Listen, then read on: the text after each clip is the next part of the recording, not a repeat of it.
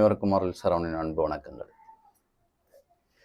இந்த பதிவு சிம்பலில் அடுத்த பதிவு சுக்கிரனுடையது. சுக்கிரனுக்கு இங்கே ஒன்றும் இல்லை, இந்த பாருங்க, இந்த கை உங்களுக்கு தெரியும், இந்த அன்புக்கான ஒரு அடையாளமாக இந்த மாதிரி ஒரு சிம்பிள் இப்போ உங்களுக்கு படத்தில் இருக்குது.